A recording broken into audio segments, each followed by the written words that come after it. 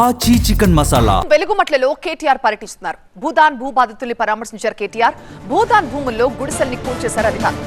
ఖమ్మం శివార్లలోని వెలుగుమట్ల ప్రాంతంలోని వినోబా నవోదయ కాలనీలో భూదాన్ భూములో నిర్మించిన ఇళ్లని కూల్చివేయడంపై రగడ కొనసాగుతోంది. రాజకీయ పార్టీల నుంచి విమర్శలు వస్తున్నాయి. పేదల ఇళ్లు, రేకుల షెడ్లు కూల్చివేత కారణంగా ఉద్రిక్త వాతావరణం నెలకొంది. ఇక భూమి కేటాయింపులు అధికారికంగా లేవని అధికారులు చెబుతున్నారు. అన్యాయంగా కూల్చేస్తున్నారని బాధితులు ఆరోపిస్తున్నారు.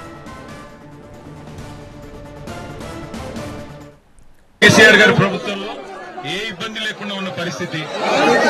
ఈ రోజు ఇన్ని కాయిదాలు ఉంటే మొత్తం వచ్చి మిమ్మల్ని కూలగొట్టి ఇక్కడి నుంచి ఆగరయ్యా, ఇక్కడ నుంచి మిమ్మల్ని మెడలు బట్టి గెంటేసింది. మరి ఈ ఆగండి, మీ గురించి ఇక్కడ చెప్తుంది. దయచేసి నా రిక్వెస్ట్ మీ అందరితో, ఏడొద్దు అన్న, ఏడొద్దు అన్నా ఏడొద్దు.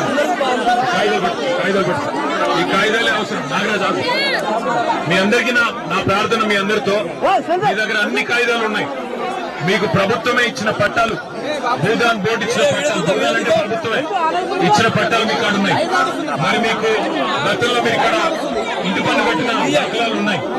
అలాగే గతంలో ఇక్కడ కరెంట్ స్తంభాలు ఉండేది. ఇవాళ ఇందిరమ్మ రాజ్యం అని చెప్పి ఇల్లు కొట్టే కార్యక్రమానికి ప్రభుత్వం శ్రీకారం చుట్టింది.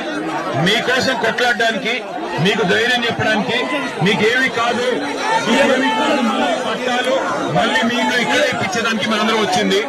దయచేసి నా రిక్వెస్ట్ మీ అందరితో, మీరు ఇట్లా హడావుడు చేస్తే ఎట్లా,